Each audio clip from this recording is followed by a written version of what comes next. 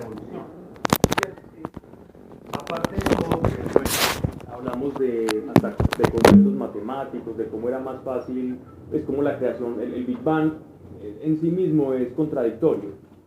Incluso un matemático muy famoso tenía una discusión con Stephen Hawking y sobre la teoría del Big Bang, y él le decía, hermano, eso es contradictorio, porque es que ustedes tienen que tener una fe muy tremenda para decir que había un punto minúsculo de singularidad, que eso es un concepto completamente filosófico, y nos lo están vendiendo como ciencia, y que ese punto minúsculo de singularidad luego explota, y esa explosión empieza una expansión y se va creando lo que nosotros conocemos como materia, espacio y gravedad. ¿Cierto? De hecho, si hay espacio es porque hay gravedad. Entonces él comienza a decirle a él que había antes de ese punto de singularidad. ¿Cierto? Entonces, antes de ese punto de singularidad no había nada. Y entonces Stephen Hawking ya terminaba, era como dando patadas de ahogado en esa... A mí no me gustó, los científicos pues lo elogian y eso, pero a mí me pareció que él no le respondió al matemático. Y que conste, este matemático que le hizo esa pregunta es un matemático no deísta, es decir, no cree en Dios, pero le dice, hermano, así como los que creen y tienen fe, ustedes también tienen fe en una cosa que ni están viendo y mucho menos un punto de singularidad. Eso es un concepto completamente filosófico. Partiendo pues de ese principio. La evolución también es ilógica y hay muchos genetistas, hay muchos que hablan de lo ilógico que es el concepto de la evolución, ¿cierto?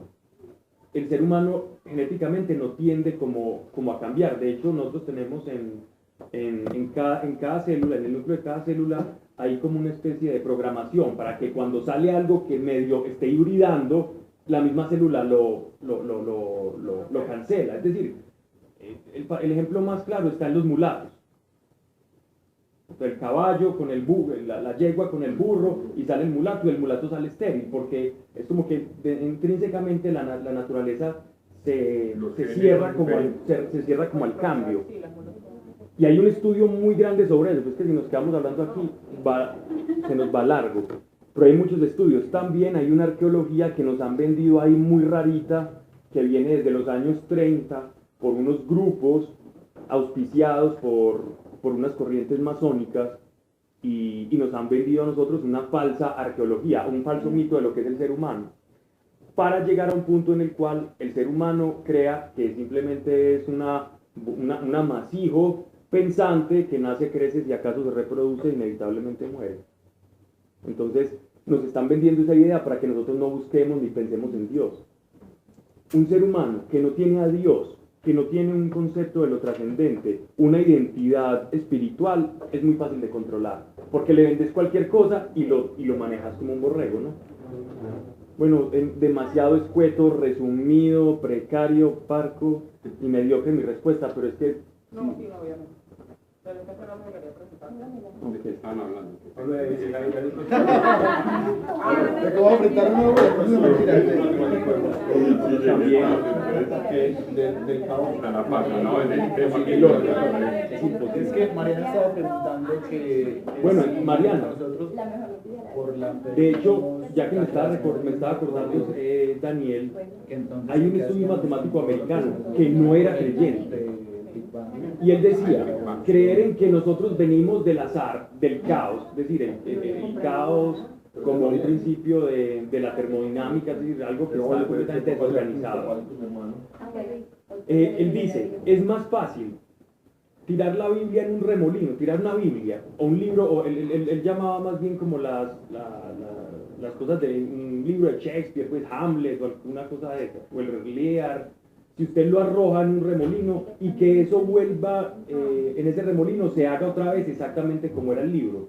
Él dice, decir que la creación y que el orden provenga del caos es como usted arrojar una cosa y que se haga ahí. Él decía, el ser humano o la vida no se creó del caos, es imposible. Y él tiene una ecuación matemática tremenda, eso es una tira, y el hombre empieza en un tablero a hacer la ecuación del caos, y él dice, matemáticamente es imposible que nosotros provengamos del caos. Y si existe un orden o una coherencia a priori al ser humano, hombre, eso es Dios, ¿cierto? Tratando de demostrar pues con esa teoría la cosa de la evolución, la teoría de la evolución se terminó siendo creyente. porque él mismo se convenció de que eso no tenía ni pie ni cabeza. Sí. Y sobre todo que pues ve uno la mentira que hay en eso, porque es algo que está cambiando cada rato, o sea, evoluciona, para ellos no solamente evoluciona el hombre, sino sus propias conjeturas van evolucionando según van apareciendo cosas. Entonces resultó que encontraron una civilización de 4 millones de años donde se creía que el ser humano no tenía todo eso de vida, y entonces ya empiezan a cambiar el formato y dicen no es así. Entonces resulta que y van variando las cosas, pero es que mira, en un momento la tierra supuestamente era plana y el que no decía que era plano lo mataban. Y entonces ya luego la tierra es el centro del universo, y luego que ya no, entonces todo va cambiando, pero la ciencia, yo creo que a veces se necesita más fe para creer en lo que dice la ciencia que para creer en Dios. Sí, total. Hasta el más pequeñito de los ancestros sabía que existía algo, porque Dios puso eso en el corazón y Coelho, Salomón lo dice, ¿cierto? Dios ha puesto en el corazón del hombre ese vacío para que le busque. Entonces,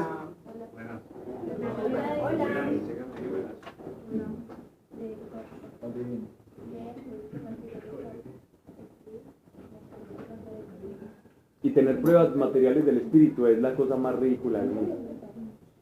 Y además hay algo que he aprendido a conocer y que siempre lo he dicho, que fue algo que me abrió mucho a mí los ojos, y no fue un descubrimiento como ni por el estudio de la escritura, ni mucho menos, sino en oración. Y es un principio muy claro, y es que la verdad, solamente uno tiene acceso a la verdad a través de la revelación. Porque el mundo espiritual se desdobla en este material, es decir, el mundo espiritual decide sí revelarse a esta carne, ¿no? Mas por la propia carne, arrancar el espíritu es difícil. No podemos acceder desde la carne hacia lo espiritual.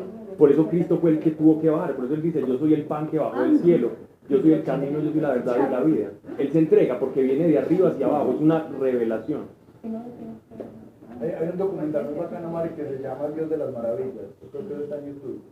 Buscarlo. Y es un grupo de científicos de Dios que se dieron como la tarea de estudiar todas las cosas, la naturaleza, el universo, los animales, y todo como desde la palabra de Dios. Por ejemplo, hay partes de Bob, sobre todo, donde hacen muchas referencias a cosas de la naturaleza. Entonces ellos dieron la tarea de investigar todo esto científicamente. Increíble, se llama El Dios de las Maravillas.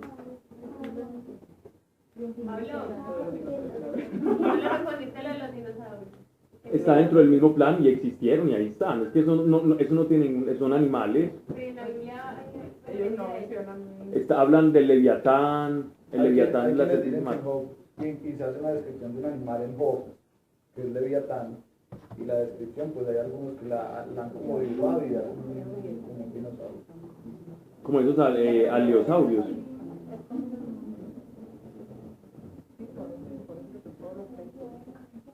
O el monstruo del lago Ness.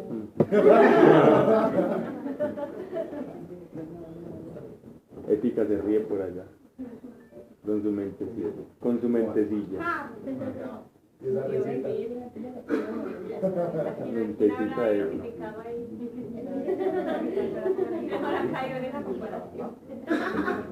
Mírala.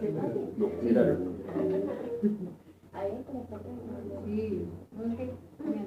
Por ejemplo, ¿sabes que por ejemplo, en el caso de los gigantes, eso está en la Biblia, y ahora hay un documental que incluso muy charro porque lo estaba patrocinando el History, y es sobre unos hermanos en Estados Unidos que dejaron su trabajo por ir a buscar gigantes. Entonces esta gente los empezó a patrocinar y ya han encontrado esqueletos, ¿cierto?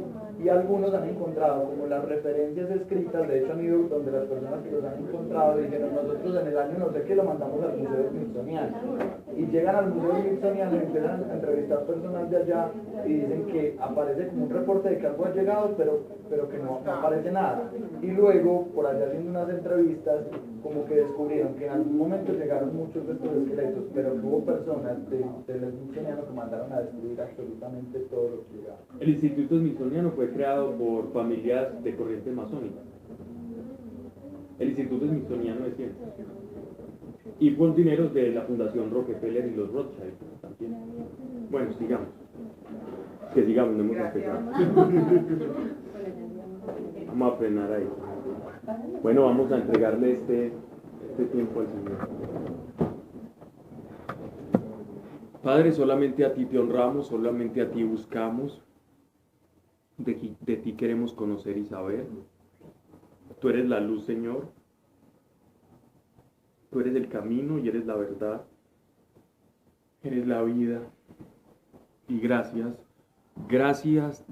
Señor, gracias inmensas, infinitas por existir.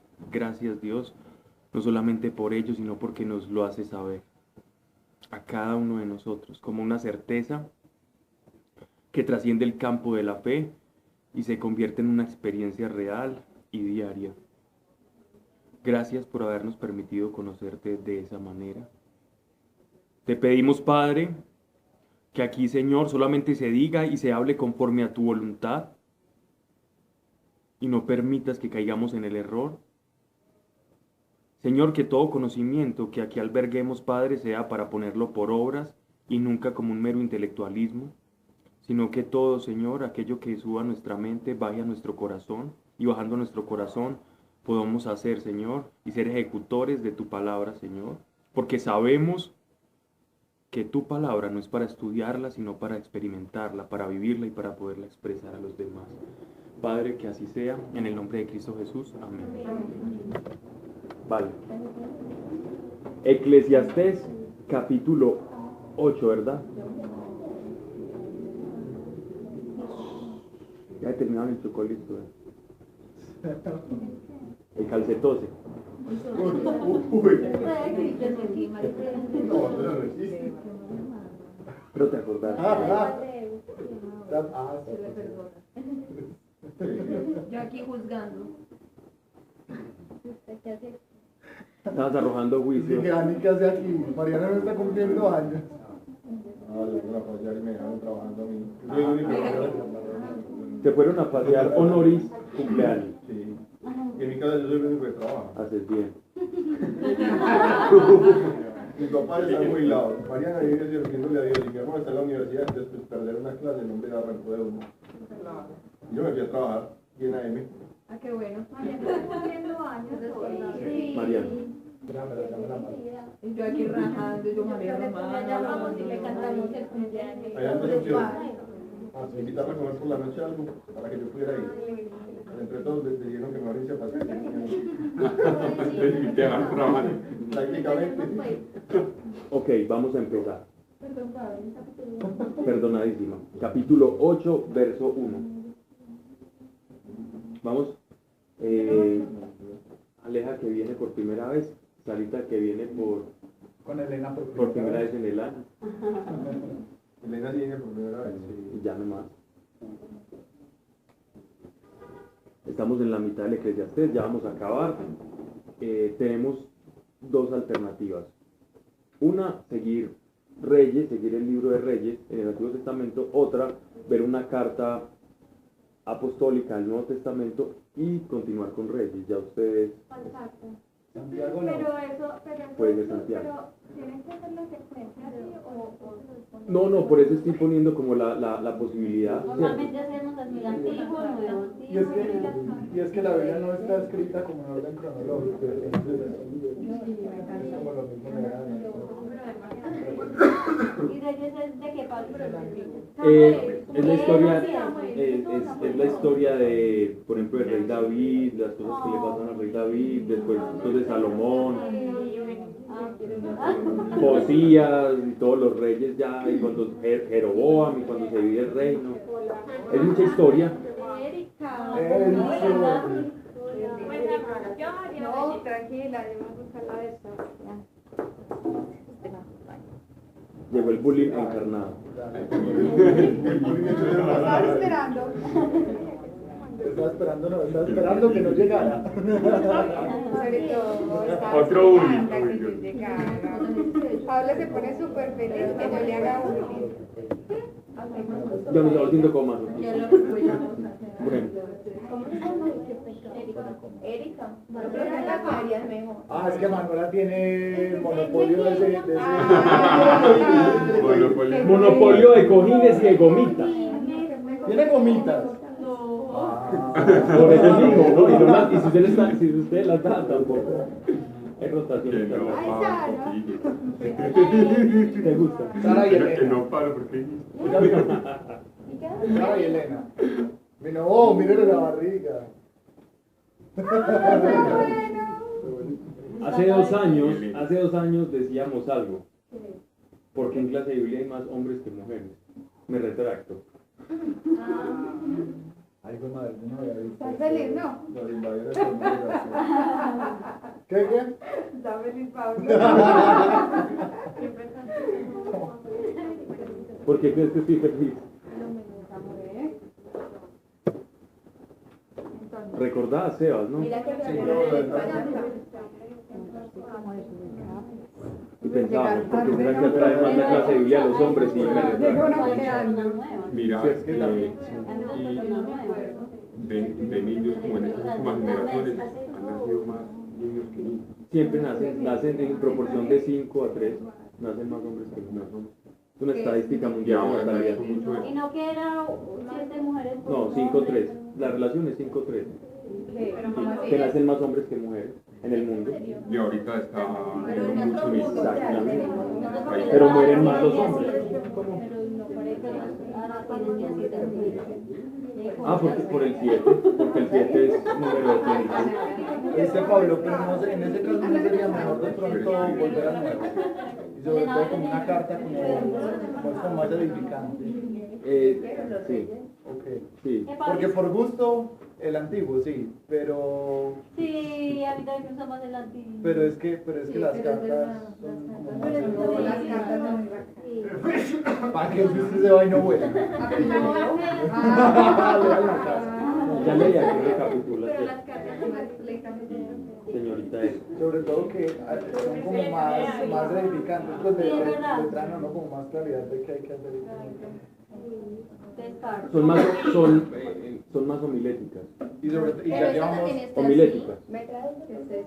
sí, no, Para predicar, es decir, para llevar a la vida, sí, no, para llevar a la vida Práctica. sí, práctica, para llevar la palabra de Dios a la vida práctica, eso es la homilía. Orar. Sí. Es que de hecho la homilía es la explicación del evangelio. Bueno, sigamos.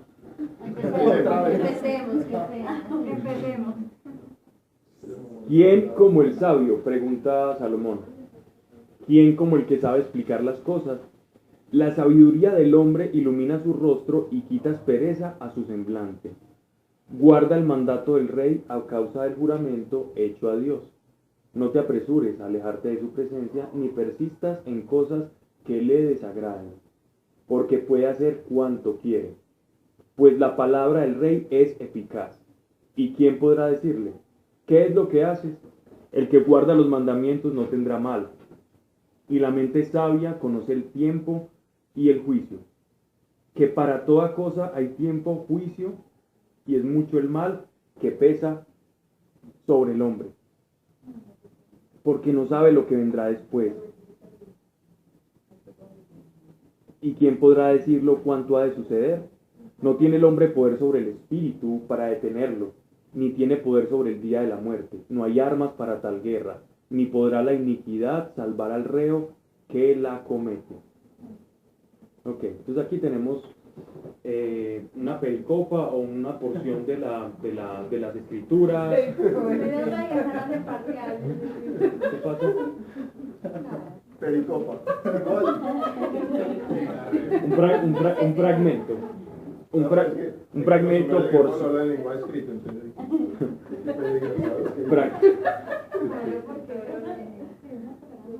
Fragmento. No, cambiemos de profesor. Llegaste y comentaste el bullying acá. no tiene que hablar, mira. Con la risita ahí. Ok. Descubriendo Discovery aquí.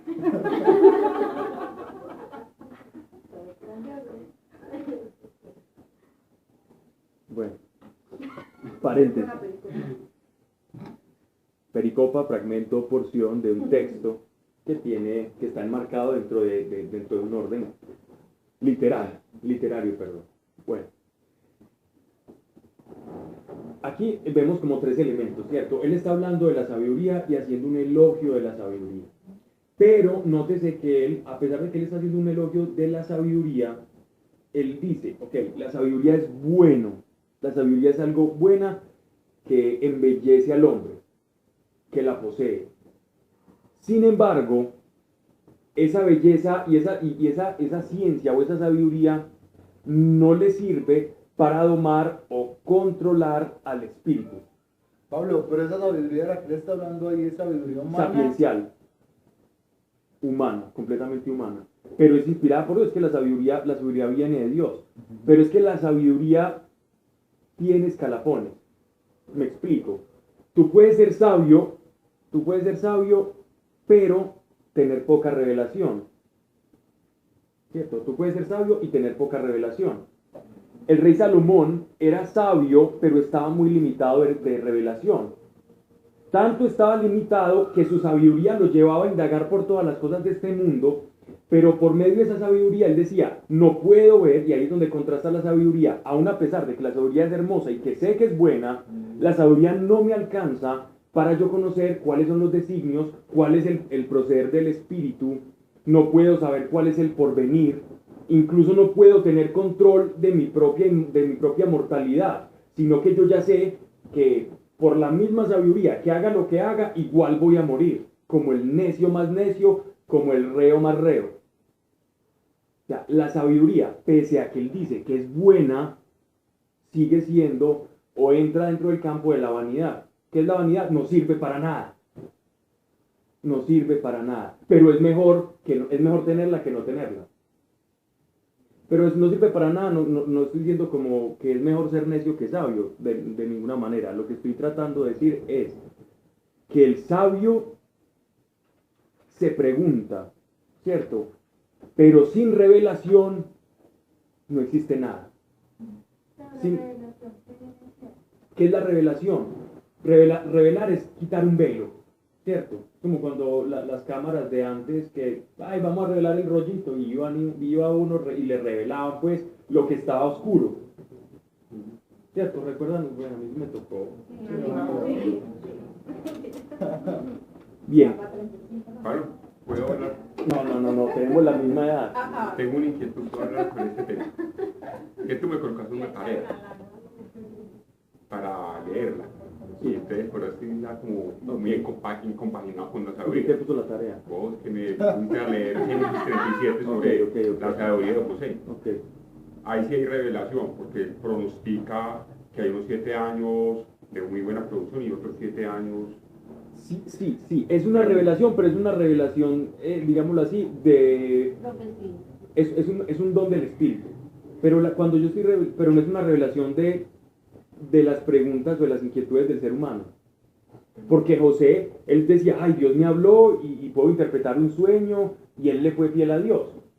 Su nivel de revelación era un Dios Señor, dueño de todo, al que si él le servía y se comportaba moralmente correcto, entonces respecto a digámoslo así, a ese caminar recto, ese Dios proporcionalmente lo iba a bendecir. Esa era la revelación que él tenía. Los otros son revelaciones mediáticas, como una profecía, un don, etcétera, etcétera. Interpretación de lenguas, eso ya es otra cosa aparte.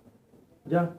Entonces lo que estamos hablando de la revelación es la revelación que tenía Salomón. La revelación que tenía Salomón era una revelación completamente limitada.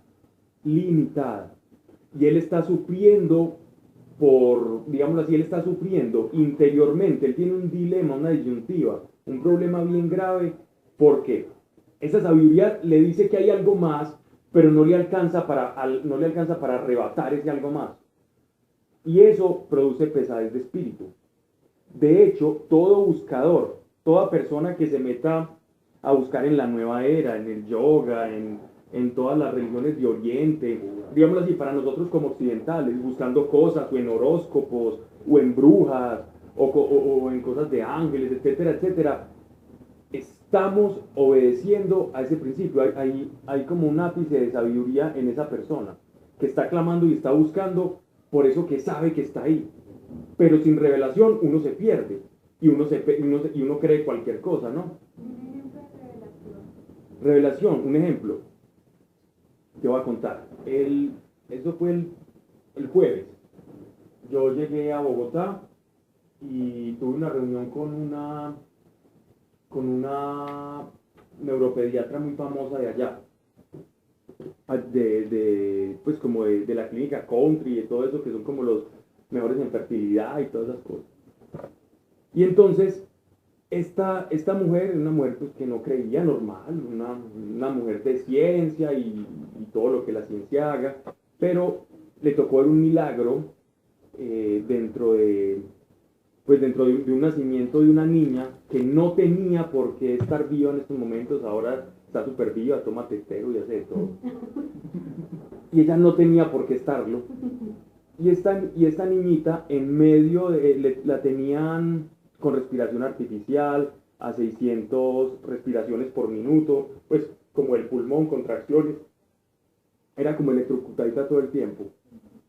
Les tocó ver, porque ellos tienen unas cámaras que supervisan ahí en esos cuidados, cómo la niña se arranca el neurotórax, eso tiene una... Aparato. La conexión. Sí, neumotórax, ¿cierto?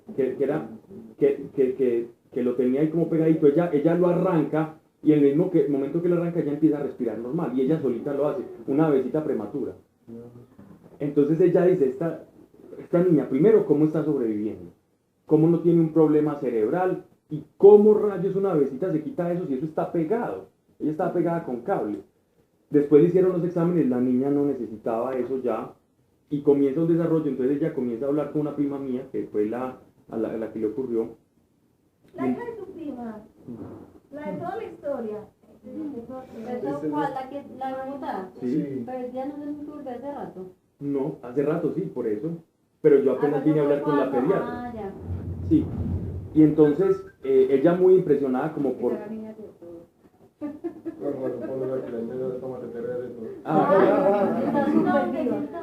Pues quieren ver el video de cómo Ok, no, pues ahí lo tengo. Y entonces, ella al ver eso, mi prima le dijo, no, ese es Dios es el que ha estado haciendo eso. Ellos, el esposo y ella fueron diagnosticados infértiles, ellos no podían tener hijos por ningún medio, ni ella ni él.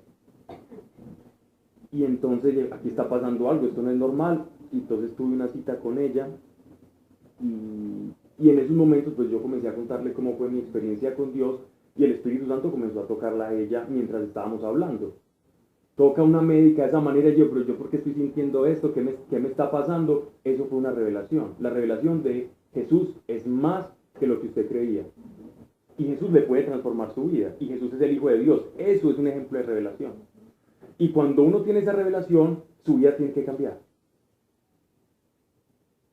Eso es revelación. Ella tenía un velo, ella no sabía quién era Jesús. Jesús sí, un tipo allá de la Biblia, de la Iglesia Católica, etcétera, etcétera. Revelación es, Jesús es el Hijo de Dios, Jesús resucitó por mí y Dios es mi papá y me puede ayudar. Tuvo esa revelación, el Espíritu Santo la tocó y bueno, y de ahí en adelante tuvo un montón de reuniones. Pabli, pero una persona en el antiguo podía tener una revelación. Sí, pero eran unas revelaciones limitadas, porque la revelación más grande de todas es el Mesías. La expectativa de Exacto. Mesías. La revelación que ellos tenían era la revelación Que podría pasar. que iba a llegar un Mesías. Era una revelación de expectación. Y también como ciertos vistazos de Dios, por ejemplo, Sí, Abraham claro. cuando pues que pensaba que Dios solamente estaba ahí en Ur donde él nació, Que era un Dios pero regional. luego va a Canaán y se da cuenta que allá también está y él como que dice, Dios es Dios de todos, no solo de allá. Bueno, sí. Conociendo más cositas de Pero Dios. recuerden lo que hablábamos cuando siempre empezamos a estudiar Biblia, y es que la revelación de Dios ha sido progresiva a través de la historia. Entonces, Abraham tenía un conocimiento de Dios. Mira que Abraham le decía a Dios el Shaddai, que significa el Altísimo, ¿cierto? O el Shaddai, que viene pues como, que no es hebreo propiamente, significa como el Dios de la montaña. Porque ellos son el Dios, el Altísimo, entonces por eso nosotros le decimos el Altísimo. Y miren ustedes que Dios cuando se le aparece a Moisés en la zarza, él le dice a Moisés, Dios le dice, tus antepasados me conocieron como el Shaddai, me conocieron como el Dios de Israel, etcétera, etcétera. Diles que yo soy el que soy. Porque él le preguntó, bueno, ¿y cuál es tu nombre? ¿Cómo me refiero? Diles, yo soy el que soy. Eso fue, por ejemplo, otra revelación de Dios. A Dios lo conocían como un Dios, pero habían otros dioses. Y en el momento del Sinaí ellos dijeron, este es el Dios de Israel, el yo soy el que soy, el innombrable, sobre el cual nadie puede hacer una imagen, porque uno no puede hacer una imagen de yo soy el que soy. ¿Cierto? Entonces, lo que hizo Dios al decir yo soy el que soy es quitar todo límite. Esto va a sonar extraño, quitar todo límite para la delimitación. Me explico. Con ese yo soy el que soy, él está diciendo yo soy el ser por excelencia. Y el ser por excelencia no puede ser pintado, no puede ser dibujado, porque no puedes abarcar el ser. El ser no puede ser abarcado ni por una palabra, no puede ser abarcado por una imagen, no puede ser abarcado por nada que yo pueda hacer. Entonces Dios con esa les dijo a los judíos, miren, yo soy el que soy. ¿Ya? Cada vez que yo Otra revelación. algo de Dios, Claro. se llamaba Otra revelación de Dios. A través de los mandamientos, de lo que Dios revela su carácter, su santidad. Antes era un Dios temible, después, bueno, ya no es temible, ya es santo. Entonces los judíos comienzan a incorporar en su fe, en su creencia, el concepto de santidad. Ni los griegos, ni los babilonios, ni los persas, ni los mayas del Popol Vuh, ni los nórdicos, ni los Vedas en la India, ninguno de ellos albergaba en sus creencias o en sus religiones o dogmas el concepto de santidad. La santidad solo proviene de esa revelación del Sinaí. Tenemos un Dios santo. ¿Qué significa santo? Como inaccesible, puro, que no es vulgar, que es puro, que uno tiene que estar a la altura de él y santificarse, ponerse las vestiduras blancas para poder entablar una relación con él. ¿Ya? Yo no sabía eso. Pero ahora pensándolo bien, sí. Porque si uno se ponía a pensar en todos los dioses griegos, todos eran No eran corruptos. Incluso ellos Zeus era una joyita, era un gran uno. Incluso ellos tenían que hacer cosas malas para acceder a ellos, ¿no? Sí, y Loki y todos esos locos que de la mitología nórdica, eso iba que con una serpiente, que con un caballo y salía el lobo Fenrir y yo no sé quién. ¿Cómo? Pero es otro lo que no es otra cosa. Ahí conoce mi correo, ¿cierto? Bueno. Bien.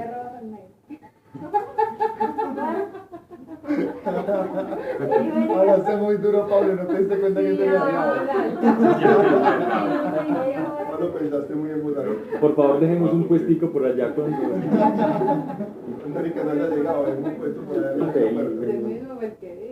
Un bullying terrible. Bueno, pero... Bueno, cada vez voy acumulando esa limonada de albahaca. Voy acumulando y ya va en galón. Ustedes no han probado la limonada de albahaca de...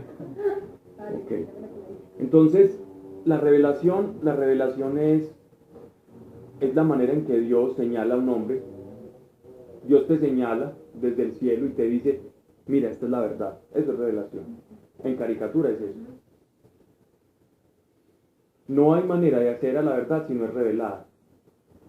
Aunque como nosotros somos espíritu y venimos del espíritu, en nosotros hay una remembranza de la verdad y de nuestro Creador, que podemos leer o podemos intuir a través de la creación. El apóstol Pablo lo dice en Romanos.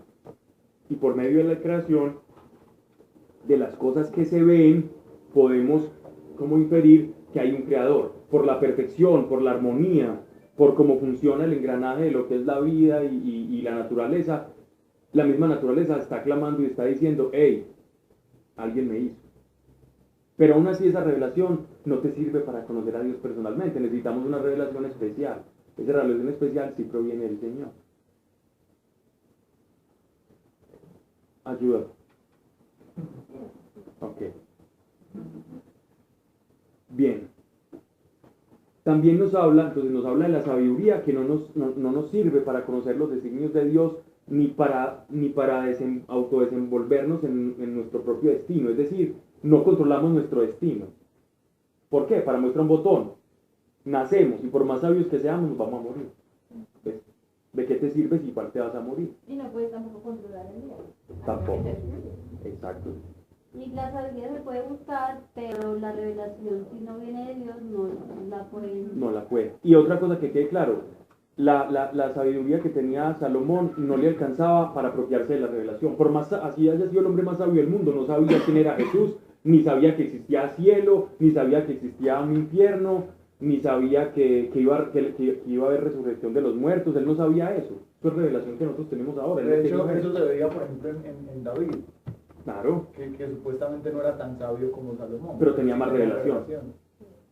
Y todas esas revelaciones sí sacian el corazón y el deseo de. Que él dice que aunque tú seas sabio, nunca vas a llenarte como sentir esa plenitud. Ni la sabiduría ni la revelación van a podernos dar una plenitud. O sea, lo que él quería buscar con la sabiduría era como llenar ese vacío que él Total, tenía. igual que todos. Ujú. Todos nosotros somos iguales, ¿cierto?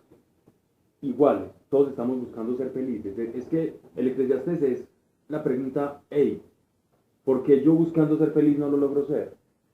Ese es el tema del Eclesiastés. Quiero ser feliz y me doy cuenta que no puedo, solo por ratos. Entonces él empieza esa disertación continua entre la vanidad de las cosas, el trabajo, etcétera, etcétera, y a hablar de temas humanos que él va viendo y va observando, ¿cierto? Y va estudiando. Habla del rey, ¿cierto? Entonces él habla del rey, vamos a hacer como un símil, y así lo hacía San Jerónimo, cuando hablaba de este libro del Eclesiastés. El rey, en este caso, pues, él hablaba del rey como Dios y el rey natural. El rey Dios y un rey cualquiera en el orden natural, un déspota de esos reyes asiáticos que eran muy tiranos. Esos reyes asiáticos, por ejemplo, San Jerónimo decía que eran más o menos como el fuego, ¿no? El fuego es bueno tenerlo cerquita, ¿cierto? Pero si usted se acerca demasiado, se quema. Si se aleja demasiado, no obtiene el favor del fuego, que es el hecho de que lo va a calentar. Entonces él decía que ante el rey un sabio se debe comportar, no se entrometa demasiado, porque usted va a terminar bajo cualquier ataque emocional del tirano y usted va a caer. Más manténgase bajo su sombra, no, bajo su calor, y sea prudente. Entonces es como algo a la prudencia que él dice sobre los reyes de Oriente, pero también así debe ser con Dios, porque él todavía no tenía un concepto de Dios como papá. Ese concepto de Dios como papá en el Antiguo Testamento no se ve. No se ve. Un judío, sea Moisés, sea cualquiera de los profetas, nunca llamó a Dios papá. Si alguien veía a un judío decirle a Dios papá, si un judío veía a otro decirle así, inmediatamente se iba a rasgar las vestiduras y lo iba a apedrear. Eso era más que todo era como por el temor que se tenía desde pues, no, lo que está por la sacando revelación, de la por la revelación. Ellos no tenían la revelación de Dios papá, ellos tenían la revelación de Dios rey. Por eso... Pero más sin embargo, yo pues hago un paréntesis, era como también por eso, pues, de más que por el temor, porque uno siempre es como ese, o el respeto que Claro, lo mismo que el rey. Pero mira que uno puede respetar a su papá y no verlo como un rey, sino que es un respeto de amor. El de los judíos no era un respeto por amor, por filiación como paternal, sino que era un respeto es un soberano, que si yo no hago lo que le gusta, me pasa la guillotina. Y Dios se hubiera enojado si lo hubieran llamado papá en esa época. No, porque era la verdad. No, porque era la verdad. Y a Dios no le va a enojar la verdad. Y dije, no, yo no le he revelado eso, no me trate así, no.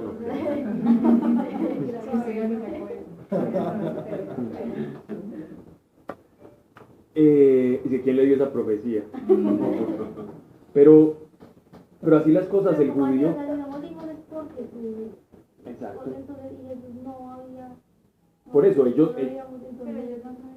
No, digo yo que si de pronto alguno le hubiera dicho, igual eran hijos. No, ellos no eran hijos en potencia, sí, porque ellos iban a ser hijos de Dios. De hecho, todos ellos, mira que esto es muy simpático, porque en las escrituras para Dios no hay pasado, ni presente, ni futuro, sino todo es lo mismo. Dios anda en un eterno continuo, ¿cierto? Y en ese eterno continuo, Abraham, por creer, fue justificado. pero por creer, él ni siquiera sabía que estaba creyendo en Jesús, pero por creer en la promesa de que en él iban a ser benditas todas las naciones de la tierra, ya él era hijo de Dios, por creer en eso. O sea, el Mesías ya estaba actuando en él por medio de la promesa. ¿Sí me hago entender? O sea, que el Mesías siempre actuó como en retrospectiva y, bueno, y como decían en la ley, en derecho penal y la ultraactividad también. En retrospectiva y en ultraactividad. Jesús siempre actuó desde Génesis, Jesús estaba actuando. Si yo ponía mi esperanza en ser judío y en decir, yo soy hijo de Abraham, ahí, en esa esperanza, que ya de por sí era mesiánica, ya de por sí era en Jesús, ya era una garantía de salvación. Pero, si el Mesías aparecía y yo lo rechazaba, por más que yo me creyera hijo de Abraham, estaba rechazando precisamente el fruto de la esperanza de Abraham. Entonces ya la cosa sí se pone seria. ¿Cierto? Que eso fue lo que le pasó a los fariseos de la época de Jesús. Los rechazaron a él, siendo que todo lo que hacían ellos, todos los ritos, la Pascua, todo anunciaba la venida del Mesías. Y el Mesías lo tenían predicando al frente y lo rechazaron, y rechazándolo estaban prácticamente entrando en contradicción con lo que creían. Bien. Entonces, miren, más que para ver Eclesiastés, es como para uno darle gracias a Dios de que nosotros no lo vemos a él como un omnipotente severo en un trono por allá de cristal, dando rayos y centellas a todo aquel que peque. Que ha sido una imagen de Dios muy clásica, ¿cierto? Es el Dios que hay que temer, ¿ya? Y el temor de Dios hay que entenderlo en la perspectiva del amor. No hay verdadero temor de Dios si no hay amor hacia Dios. Cuando uno comienza a caminar con el Señor, cuando uno comienza a caminar con Dios y a adentrarse en su corazón y anhelar pasar tiempo con Él y dejarse llenar, y a la parte que Él pues va como manifestándose en nuestras vidas a través de experiencias plausibles que uno no puede negar.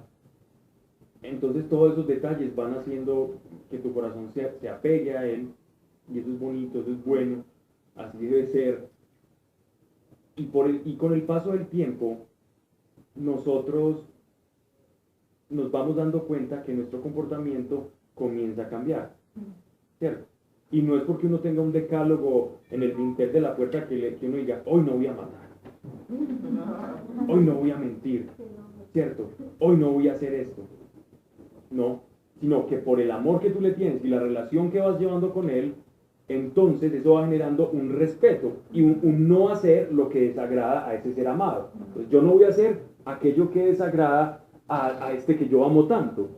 Ahí se desarrolla el verdadero y único temor de Dios. Ese es el verdadero temor de Dios. Al que yo amo no lo quiero ofender. En eso se traduce el temor de Dios. A quien amo no ofendo. Y si yo ofendo a quien amo, por mi naturaleza, por mi fragilidad, pido perdón. ¿Por qué? Porque viene el perdón, viene como una necesidad. El arrepentimiento viene como una necesidad de recuperar aquello que siento que estoy perdiendo. Entonces mira que incluso el mismo arrepentimiento se da por amor y no se da por temor. El arrepentimiento por temor se vuelve en la oración del publicano cuando iba al templo y decía un montón de cosas y oraciones largas creyendo que Dios lo iba a perdonar porque estaba cumpliendo los requisitos mínimos de la ley. Pero el que realmente decía, Señor, yo te ofendí, yo me siento mal, ese era el que obtenía el perdón, porque lo hacía por amor, porque sentía que estaba violando algo. Porque tendemos a pedir tantas veces perdón. Porque tendemos a equivocarnos mucho. Todo el día le pido perdón a Dios. Y a mí una vez una compañera que está haciendo psicología me dijo, ¿usted por qué tiene a pedir perdón? Tienes que analizarte en tu interior qué estás haciendo que constantemente le tienes que pedir perdón a la gente. Y yo analizaba, por más que lo dejé como tranquila.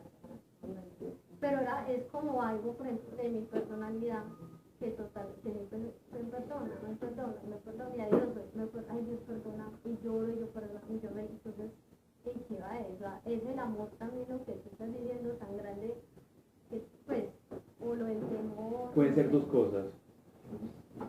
Una es puede ser el amor. La otra puede ser un conflicto de autoestima. Y la culpa, ¿no? No necesariamente.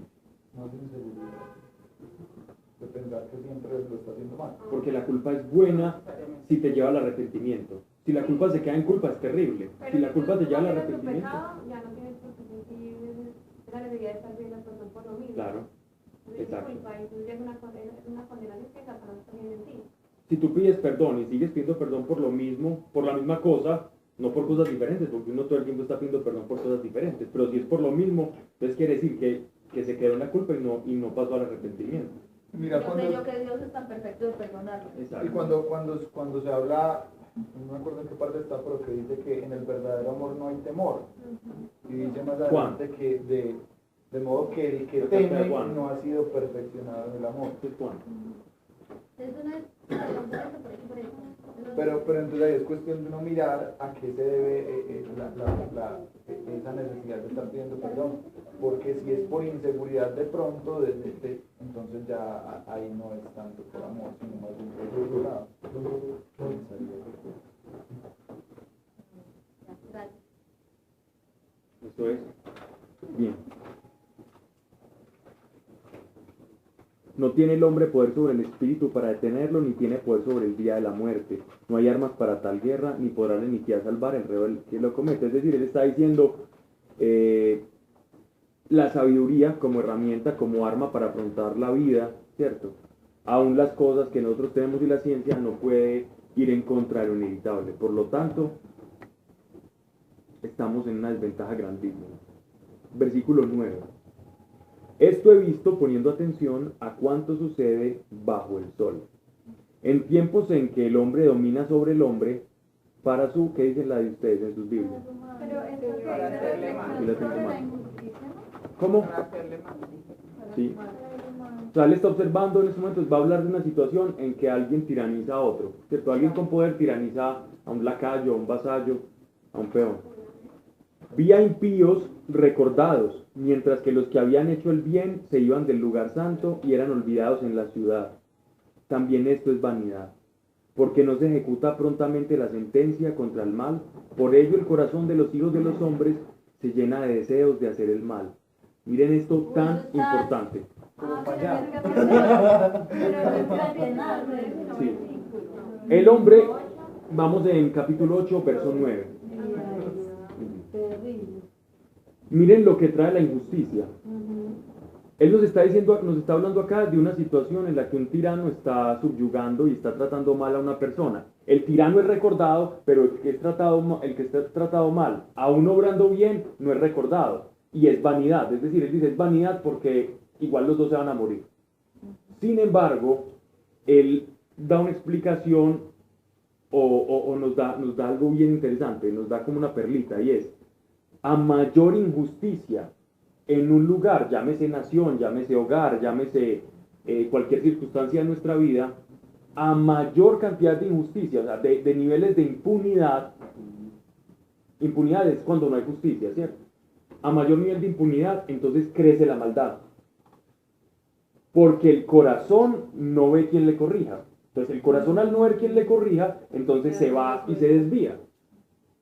Entonces, si no hay justicia, va creciendo la maldad. Entonces miren cómo yo lo lo dice. entendí por otro lado. De que los que ven quieren vengarse, ¿o qué? No, Sí, yo lo entendí por el lado de como del otro, si es malvado con el otro se le daña su corazón porque recibió más del otro. no, porque no se ejecuta.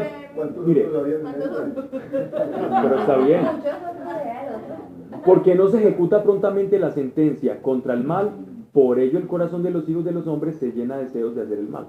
Pero los que ven, ¿no? De los que vieron la injusticia. Claro, porque ellos ven que no hay. Nadie Que nadie usa, entonces el Que no hay corazón justicia. empieza a tener rienda suelta. y a darle ganas de vengarse el mismo. Pues, La expresión acá es, cuando no hay ley, Ujú.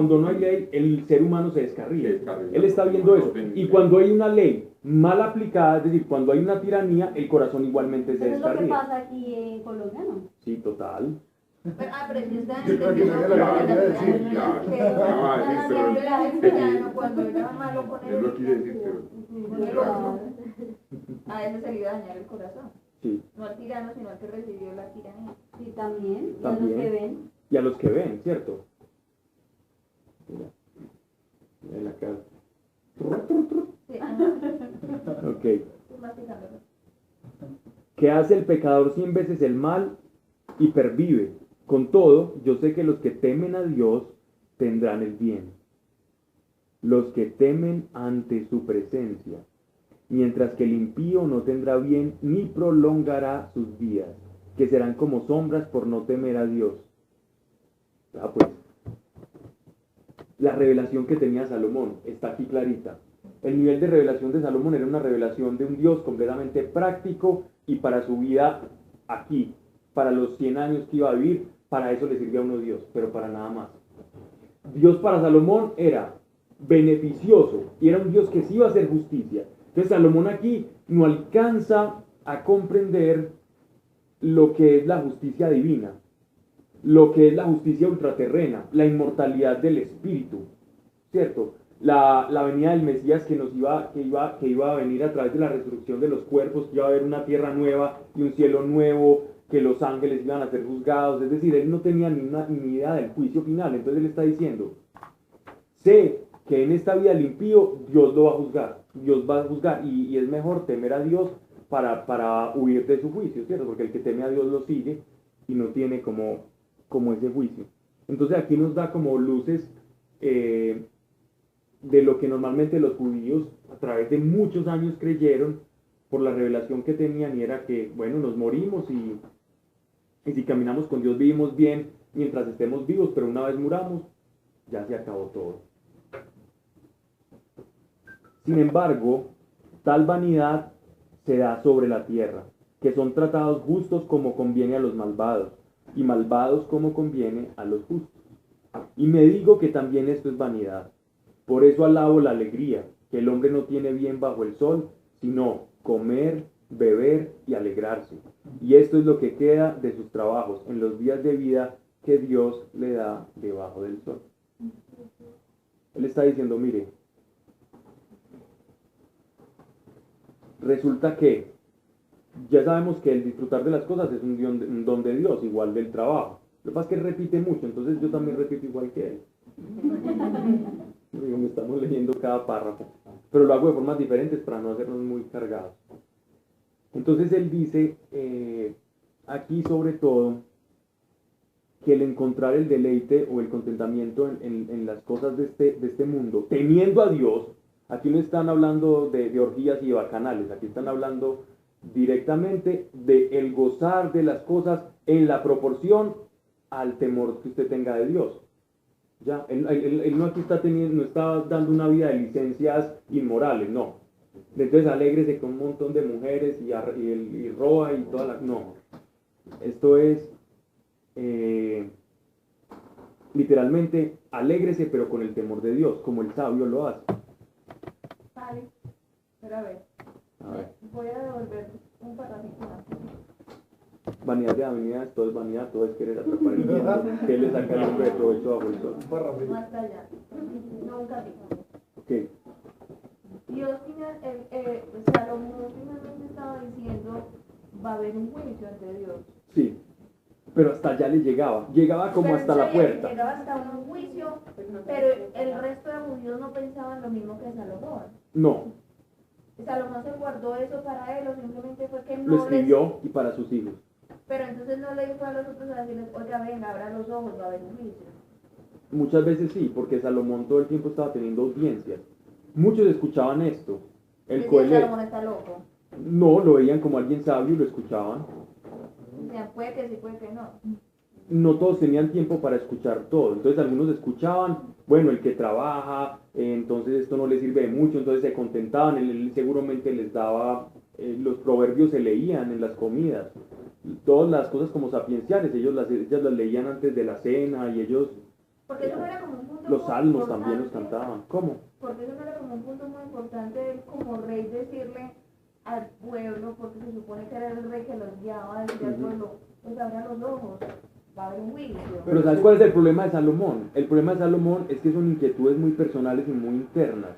que atañen más como al por qué el ser humano está aquí en esta tierra que a una sabiduría práctica. Y no lo tenía por convicción, sino por duda.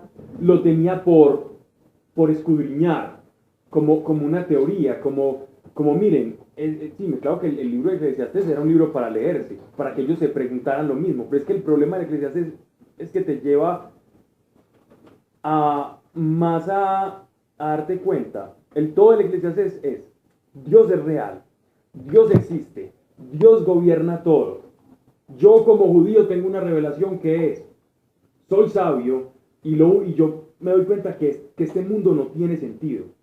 Me doy cuenta que este mundo de apariencias no tiene ningún sentido. Comer, trabajar, sobrevivir, alegrarse, contentarse, si igualmente no somos eternos y nos vamos a morir. Entonces el consejo de él es, alégrense en las cosas con temor a Dios porque les conviene, porque Dios igual va a juzgarlos acá. Él sí les hablaba de ese juicio, pero no era un juicio post-mortem, era un juicio aquí, para la vida ahora. Estaba bien, le iba bien. Y Le iba bien. ese era el conocimiento del pueblo, porque Dios les dio las leyes y les dijo, si las cumplen tendrán esto, si no las cumplen tendrán esto negativo. Ya Jesús lo explicó de otra manera. Y ese era como el conocimiento del juicio que ellos tenían, más no del juicio para una vida eterna, más participado. Pero entonces Salomón ahí no está hablando del juicio de la vida eterna, No. está hablando como del juicio Juicio del diario terrenal, vivir. exactamente. O sea, si cumplo la ley, Dios me bendice, si no cumplo la ley, Dios obviamente van a haber cosas malas, pero no estaba... Yo lo entendí más acá, pero yo lo entendí en el capítulo anterior de Si otra lleva manera. mis preceptos y mis mandamientos y se le la rabia y se le Exacto. Pero en la tierra, que es distinto a lo que está diciendo Clau. Pero que mira es que un dice, juicio- por cuanto no temen delante de la presencia de Dios. No se supone que la presencia de Dios solamente sería en la muerte, o ellos pensaban que la presencia La presencia de Dios ellos lo veían como el Shekinah. Shekinah, es decir, como una presencia real que acompañaba al pueblo de Israel. Ellos sabían que Dios era eterno, pero que el hombre era pasajero, como las estaciones. Y ellos sabían que Dios estaba representado, su presencia en el Shekinah, en la mitad del pueblo. Y en el arca, en la congregación. De hecho, Salomón tenía acceso. Ok, sí, estaba pensando Al en la arca. presencia de Dios ante presencia cuando nos No, vamos a morir. esa revelación la tenemos, tan clarita la tenemos que nos es difícil pensar como Sí. ellos. Afortunadamente. Afortunadamente. De verdad que sí. Nacimos con el Mesías ya perfeccionando la obra. Si hubiéramos creído en la esperanza del Mesías, igual vamos a resucitar con él. Como él. Se iban para el Sheol. El conocimiento del Sheol ya llegó mucho tiempo después de Salomón. Pero igual conociendo o no, se iban para allá, ¿no? Sí, claro. Si creían en la esperanza de Abraham, sí. Exacto. Por la esperanza, por la fe. Siempre es por la fe. Nunca es por lo que hicieran, sino por la fe. Miren pues, verso 1, capítulo 9. Poniendo en mi corazón todo esto es todo lo que él ha dicho ahí, todas esas preguntas que es como un sorbete, como un salpicón de cosas que está revolviendo la mente a Salomón, y él está escribiendo y él está observando, y él se iba a ver todos sus campos y miraba a la gente trabajar, y después escuchaba la historia de los asirios, y él le contaban que Urnasipal y el otro por allá de Sumeria y Hammurabi, y todos él decía, estos tiranos, igual, a los que tiranizaron ya están los esqueletos, el tirano también está esqueleto, Tiranizando. tiranizaron a los que, La momia y así. sí, él decía, ya son huesos, y él se ponía a caminar por el campo y comenzaba a disertar en todas esas cosas. Entonces aquí él está diciendo, bueno, aquí vamos a llegar, voy a reposar todo esto. ¿Quién quiere leer? Digamos que empezamos el 9. Poniendo en mí, Ciertamente he dado mi corazón a todas estas cosas para declarar todo esto, que los justos y los sabios y sus obras están en las manos de Dios. No sea amor, que sea amor o que sea odio, no lo saben los hombres, todo está delante de ellos. Todo acontece de la misma manera a todos, un mismo suceso ocurre al justo y al impío, al bueno, al limpio y al no limpio, al que sacrifica y al que no sacrifica, como al bueno, hacia el que peca, al que cura, como al que tiene el juramento.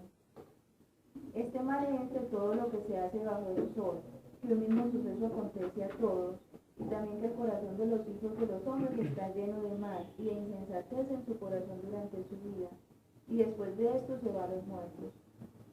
¿Y quién? Sigue un signo de interrogación. ¿No? Madre mía, no. ¿Y quién es exceptuado? ¿De quién se puede escapar? Bueno, eso está en la Septuaginta. Y después de lo que leíste, no sé. Después dice, aún hay esperanza para todos que estén entre los vivos. No. De Reina Valera. Ya les digo, Si uno lee la Septuaginta, tiene una interrogante que dice, ¿y quién es exceptuado? ¿De quién se escapa? Pero Reina Valera. igual es lo mismo, pues, no cambia en absolutamente nada el contexto. No voy a explicar esto, porque es claro, ¿cierto? El hombre en su corazón miró, todos llegamos a lo inevitable y no lo podemos cambiar, la muerte, ¿y quién se puede escapar de ella? Él está comenzando a pensar, bueno, caminar con Dios, bueno, sí, vivís más rico, pero igual te vas a morir, entonces, a fin de cuentas, ¿qué? ¿Qué saca de provecho? Pero no termina ahí, ¿cierto? Porque sería muy fatalista. Vamos al... Aún hay esperanza para todo aquel que esté entre los vivos, porque mejor es perro vivo que león muerto. Porque los que viven saben que han de morir, pero los muertos nada saben, ni tienen más paga, porque su memoria es puesta en olvido. También su amor y su odio y su envidia fenecieron ya, y nunca más tendrán parte en todo lo que se hace debajo del sol. Conclusión. Los perros para los judíos eran un animal impuro, y mucho más en comparación con el león, que era un animal que era un símbolo de la fuerza, ¿cierto? Y ahí viene el famoso, como la advocación de Jesucristo como el león de Judá, ¿cierto? Y el león para ellos era algo grandioso, el perro era algo despreciable, pero ellos dicen, es mejor ser perro y estar vivo que león muerto, ¿no? Como comparando la vida, así sea corta y efímera, es mejor tenerla y disfrutarla que estar muerto, porque ya no hay nada. Ya, igual, sigue. No vamos a ahondar en lo mismo. Bien. Ande y come tu pan con gozo y bebe tu vino con alegre corazón, porque tus obras ya son agradables a Dios. En todo tiempo Ahí. sean... Esto nos refleja otra cosa del carácter de Dios. Algo que Salomón sabía, y es importante que nosotros tengamos en cuenta también. Dios se alegra en nuestra alegría. Dios se pone feliz en nuestra felicidad. Dios es partícipe de nuestra alegría y le gusta. Porque muchas veces, sobre todo por aquello de la Edad Media, del Dios de la Edad Media, empezamos a ver un Dios lúgubre, un Dios de me alegro en tu sufrimiento, me alegro en tu martirio, me alegro en tu miseria, me alegro en que te esté yendo mal porque más te estás como asemejando a mí. Y vivimos muchos años de la época, de la era cristiana, pensando que la alegría y que la risa era mordacidad y que la risa era algo malo y que el alegrarse y el que tomar vino y el que disfrutar de las cosas sencillas de la vida, la risa incluso en algunos monasterios era prohibida. Cuando la alegría, aquí nos está diciendo Salomón, la alegría tuya alegra al Señor. La alegría con el temor, porque eso ya lo explicó en los capítulos anteriores. No la alegría del que se ríe haciendo pilatunas, no, la alegría del que verdaderamente teme a Dios. Ve, come alegremente tu pan y bebe tu vino con alegre corazón, pues que se agrada a Dios en tus buenas obras. Y miren que aquí buenas obras no está hablando de obras morales, no está hablando de darle de comer al hambriento, darle de ver al sediento, darle posada al peregrino, no están hablando de las obras de caridad. Aquí están hablando que Dios se alegra en tu alegría. Y para Dios tu alegría es una buena obra, porque un corazón alegre alegra a otro corazón. Y ahí está la buena obra, en que tu alegría contagia. ¿Sí te das cuenta? Eso es muy importante. Uno de tanto leer esas disertaciones existenciales de Salomón, se encuentra con estas perlitas que es bueno comprender. Porque él tenía una revelación de Dios, pero aquí también nos está mostrando algo. Quizás él no sabía de la vida después de la muerte, pero sí sabía que a Dios se alegraba en la alegría de nosotros. Así que buscar la alegría de alguna manera es complacer a Dios. Pero como alegría contenta con el temor de Dios, o sea, que no seas alegría como... No, porque es que, como él está diciendo, para no confundir, está diciendo, ve, come alegremente tu pan y bebe tu vino. Entonces digo, a Dios le gusta que yo beba vino y empiezo, taque. Entonces ahí ya no es una alegría, ya eso es pues una sinvergüencería. Y de alegría se le pasa tristeza, ¿cierto? Ya el otro día.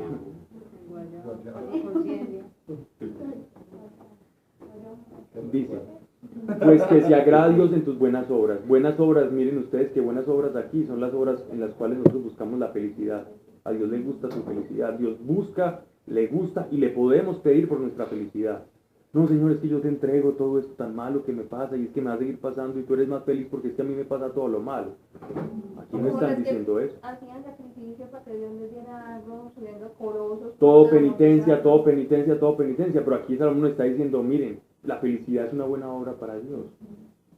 Pero entonces yo tengo una pregunta cuando... Sin decir que la penitencia sea mala, no, eso es otra cosa. No, pues porque a veces dices que un ayuno al bendito no hace daño a nadie. Pero lo que yo digo es, por ejemplo, cuando las pruebas, que son para acercarte más a Él, para que uno, a través del temor, pues, el respeto y el amor que nos tiene. Dios pone sus pruebas, Dios pone sus caminos, Dios se presenta, Dios se revela. Y a veces nosotros con ese sesgo, con ese manto que mantenemos, no nos damos, no nos percatamos de las personas o lo que nos está mostrando Él. También está hablando como de lo que está diciendo. Es decir, cuando Dios se alegra de nuestra felicidad, pero por ejemplo cuando los momentos de frustración o de alegría, De tristeza, lo que quieres. todas las emociones del ser humano, de nosotros. Jesús las como experimentó. hijos, sí. Okay. Entonces nosotros Jesús también se siente. Se conduele, pues. Sí, claro. Por eso es que él es sacerdote perfecto. Solo Jesús podría ser sacerdote perfecto si pasando todas nuestras tentaciones y nuestros problemas. Él es mediador, por eso él nos entiende en todo. Porque él pasó por todo lo que tú pasaste. Entonces, el sacerdocio de Jesús es tan perfecto que tuvo que pasar por tu situación. No es el que dice, oh, yo tengo el poder de Dios, ven y te rescato. No. Es el que pasó por tu situación para ser el sacerdote perfecto. No, un mediador perfecto. Pero si se pone triste, Pablo, o él no, porque él sabe que igual vas a salir de ahí, que es por tu bien. Y él ve después, o él se pone triste porque te ve triste. Él ama. Llora con Dios. El que ama, miren que el amor de alguna manera tiene un vínculo con el sufrimiento. El amor tiene un vínculo con el sufrimiento. Quien ama experimenta un éxtasis muy grande, pero también dentro de ese éxtasis hay como una punzada de sufrimiento. Así sea muy rico y uno está en las mieles del amor. Siempre hay como una especie de punzón ahí en el corazón. Siempre hay como un punzoncito. Hasta que no nos encontremos cara a cara con Él y estemos en su plenitud y en sus brazos plenamente, no vamos a dejar de experimentar ese punzoncito. Y si Él, amándonos, ve que uno de sus hijos se aparta, el sufrimiento de Dios no es el sufrimiento psicológico nuestro, el sufrimiento es un sufrimiento diferente. Dios es un ser muy diferente a nosotros. Las emociones de Dios son muy diferentes. Cuando dices que Dios es celoso, entonces, no, yo no voy a mirar a nadie, porque es que como Dios es celoso, no, eso es otro cuento.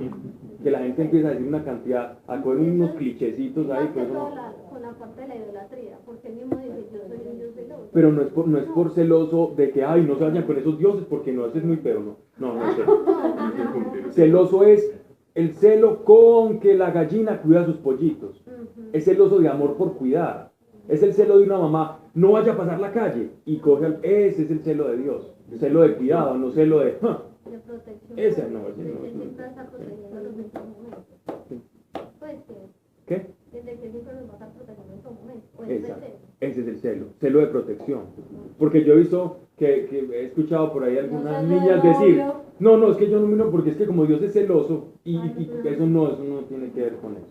Pues no es celo, eros pues de romance, no. Es celo de cuidado, aunque también entra porque él te quiere cuidar el corazón, entonces no quiere que te la embarres. Sí lo puedes ver por ese lado, pero no por el lado de una pareja. ¿Ya? Ok. En todo tiempo Sí. sean blancos tus vestidos y nunca falte ungüento en tu cabeza. Ok. Resulta que en épocas de reyes, digamos así, como las comidas especiales de ellos siempre se ponían vestiduras blancas en los banquetes, eran vestiduras blancas y el ungüento era aceite, era como, El perfume. era perfume, literalmente eran perfume. Entonces él está diciendo como que la vida de nosotros debemos estar preparados para buscar el gozo en nuestra vida. Es decir, que tenemos que tener una preparación para el gozo. Si no tenemos gozo, tenemos que buscarlo. Es una tarea, es una misión que Dios nos da aquí. Busquen el gozo. Allí donde estén, intenten buscar una situación para disfrutar. Vístanse. Estas vestiduras blancas no en balde las utiliza Jesucristo. Todo el tiempo, todo el Nuevo Testamento, todo el Apocalipsis nos hablan a nosotros de vestiduras blancas. ¿Por qué? Porque el encuentro con Dios es un banquete. Por eso Él dice que cuando nos encontremos con Él va a ir por nosotros y tenemos que estar con nuestras vestiduras blancas, que en este caso tiene que ser nuestra fe reflejada en las obras, ¿cierto? En que lleguemos a Dios con arrepentimiento, con una vida cambiada, transformación, etcétera, etcétera. Ay, Dios mío, ya me agarra el culo. Bien.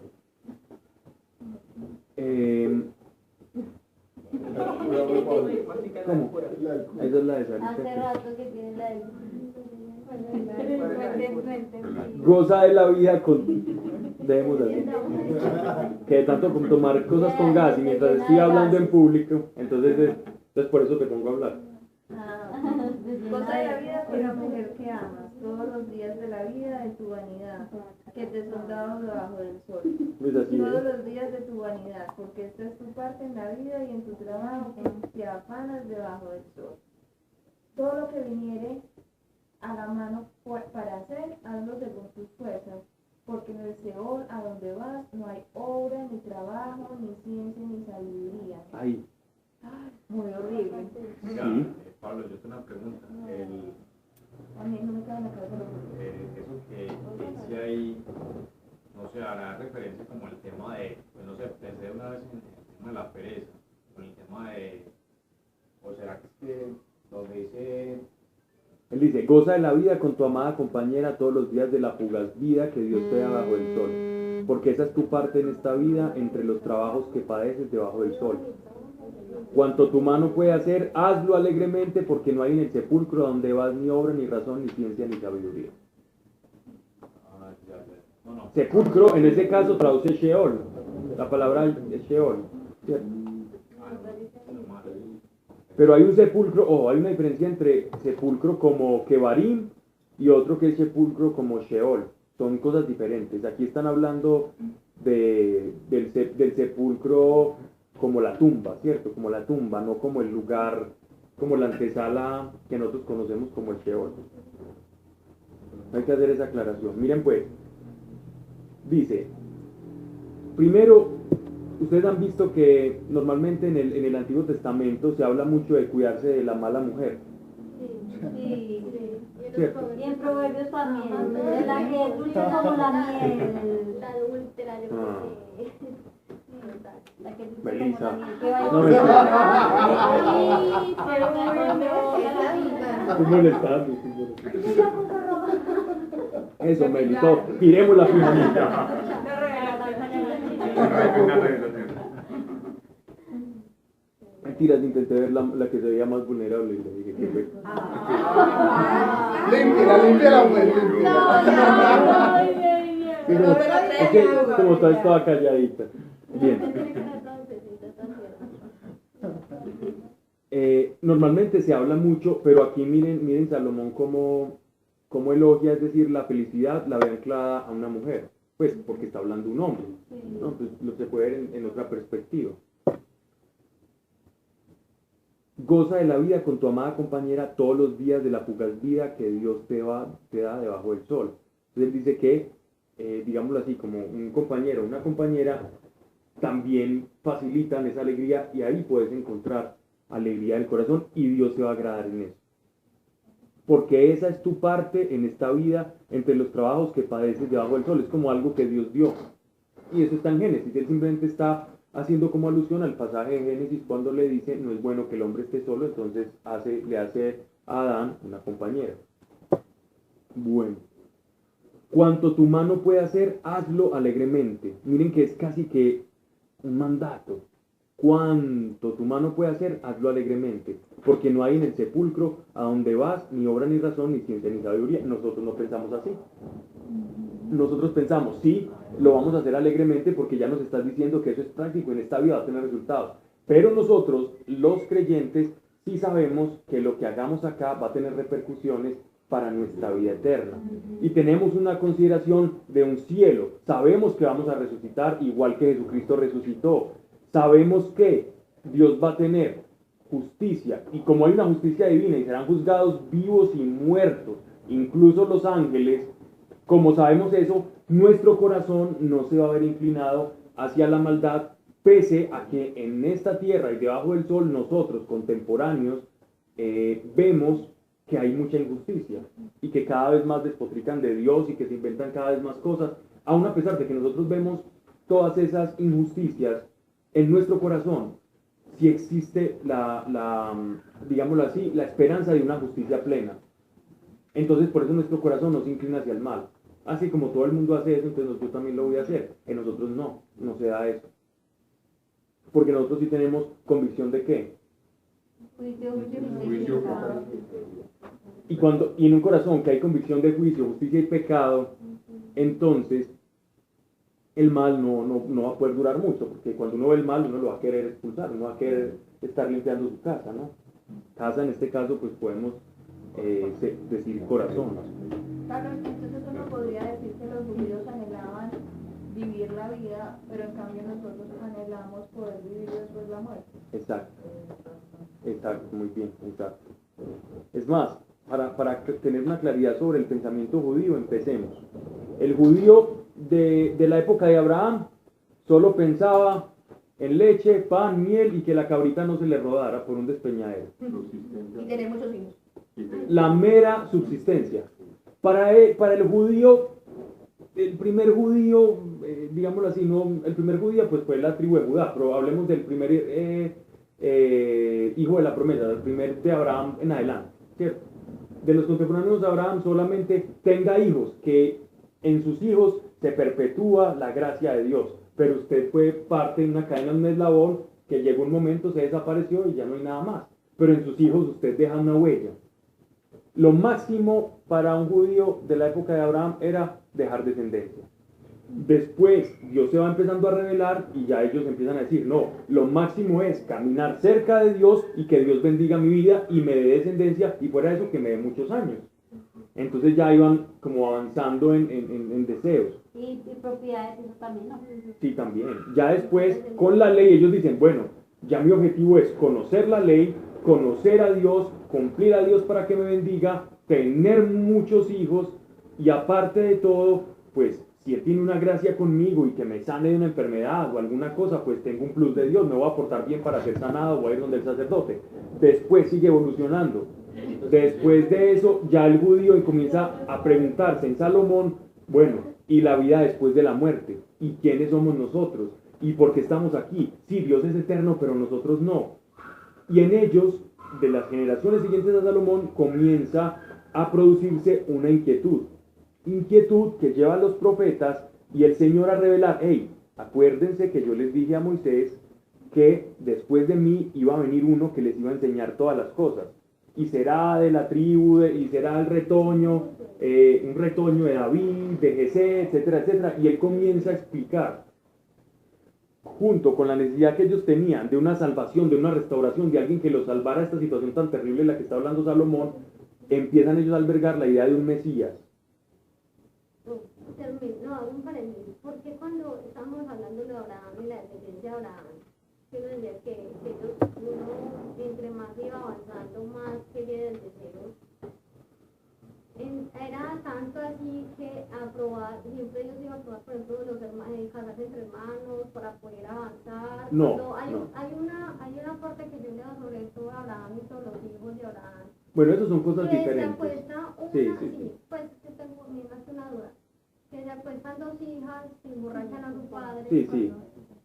Entonces eso también tiene Las hijas de Lot. como ese desafiable o ese no sé. No, son cosas, estamos hablando, eso son cosas completamente diferentes. Sí, Yo estoy hablando de la idea, cómo va evolucionando la revelación de Dios y la necesidad de una vida después de la muerte y una salvación a través desde Abraham hasta Salomón. Pero Lo que tú me estás diciendo es una cosa cuando completamente me estás diferente. hablando que ellos empiezan a desear que quiero No. la vida con Dios.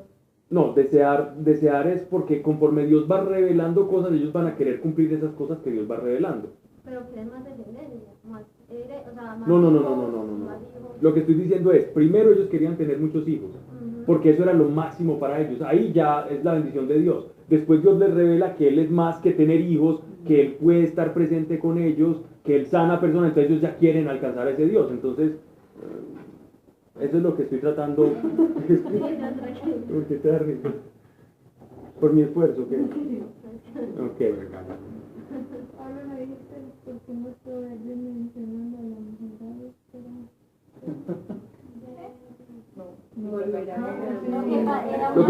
Lo que estamos viendo acá es, Dios se va revelando poco a poco, como que hay después de la muerte, y eso van pasando las generaciones. Es más, por ejemplo, los judíos antes, como no tenían la revelación que no te podías casar digamos así, con varias personas, Dios no les había revelado eso, entonces Dios no les hacía cumplir algo que no les había revelado. Entonces Dios va exigiendo conforme a la revelación.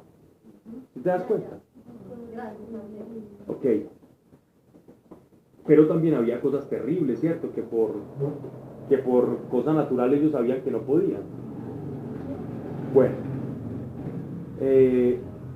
Cerrando el paréntesis, íbamos en la revelación, hasta que llegó un momento en el 600 antes de Cristo que los judíos ya comenzaban a hablar, hey, existe un Sheol, existe un lugar donde el espíritu del hombre va. Por eso a Jesús lo entendieron cuando él dio la parábola del pobre Lázaro y el rico Epulón. Jesús no le habló en un lenguaje que ellos no comprendían. Cuando él les habló del infierno y del cielo y que mójame, aunque sea con la punta de tu lengua, porque aquí hace mucho calor y me estoy quemando. Punta de tu lengua. Pues que con el dedo, como con de el un dedo. agua y lo pusiera en la punta de la lengua, no pues que lo lambiera, no. Lamber. Versión Porque nueva, lo versión lamiera, distorsionada. pues. Bueno, Se queda con la lengua. no. Se entendió. El caso es que el público de Jesús comprendía esa parábola, porque ya tenían un concepto de infierno y de vida después de la muerte, que era un concepto que se fue desarrollando a través del tiempo. En época de Salomón no lo tenía. Ya. Bueno, porque Dios se va revelando. No, me va a cuadrar. Pero un poquito de verdad esos primeros judíos.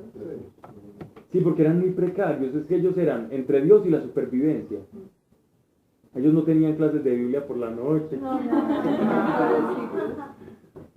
Versículo nuevo. Nuevo. Sí, nuevo, 11. Es que estaba leyendo dos cosas al tiempo, el número y aquí estaba... Pero no caíste porque en los proverbios dicen lo de la mujer adulta. Y si ustedes saben por qué en los proverbios mencionan No, tanto. de la En importancia de algunos una textos. buena mujer, de tener una buena Por mujer. eso. Sí, porque normalmente, ya, te voy a decir por qué, porque normalmente en la Biblia, en las escrituras, se previene como del corazón engañoso, de eso, ¿no? Pero aquí se está antes como diciendo, miren lo bueno que es conseguirse una buena mujer. Que porque le iba a ayudar a ser feliz y a gozar Exactamente. acá en la tierra. Simplemente estaba haciendo el contraste, que no es usual en las escrituras como ver ese tipo de alusiones a la mujer, no, tenga cuidado. Lo mismo que el mal hombre, pero como ellos eran profetas, en su mayoría hombres, en su mayoría hombres, entonces ellos hablan desde la versión del hombre, pero Y es que es es que hay un aplicable. proverbio que también dice hombre justo, Sí. que lo hallará, es el mismo pero a la inversa. Exacto. Es un proverbio. No dice hombre justo, pero sí Hombre algo así. sensato, dice. Sí, el sensato es justo. Sigo leyendo, por favor. Todo lo que te venga a la mano para hacer, hazlo con empeño. ¿Eso lo lees? Yo no- El 11, el versículo. Entonces volvió a observar debajo del sol que no es de los veloces la carrera, ni de los valientes la batalla, ni de los sabios el pan, ni de los entendidos las riquezas, ni de los conocedores la gracia, sino que a todos les llega el tiempo y el contratiempo. Miren ahí. Estas palabras, ¿a qué se les parece? ¿Quién utiliza estas palabras en el Nuevo Testamento? Entonces me dijo que Jesús, ¿o qué? Pablo, Estás haciendo lo mismo. No es ni el que corre, Siempre quiero sino al que Dios llama. ¿Y quién la usa? Bueno, Pablo. pues porque hace referencia, por ejemplo, aquí me dice con las gafas. Ah, simplemente es una concordancia que te esté El llevando un tema de texto. suerte, por ejemplo, el tema de suerte, dice aquí los valientes ganan la batalla, todos ellos dependen de un momento de suerte. No, pero aquí la suerte, aquí Contexto. ¿qué traducción tenés? ¿Qué Biblia Porque dice, tenés? porque el tiempo y la mala suerte alcanzan a todos. Exacto. Dios habla. De nuevo observé y vi debajo del sol que no es de los ágiles el correr, ni de los valientes el vencer, ni aun de los sabios el pan, ni de los entendidos las riquezas, ni aun de los cuerdos el favor, sino que el tiempo y el ocaso en todos se entremezclan. Suerte en el contexto es devenir, no la suerte de alguien que se gana un juego de azar o el baloto.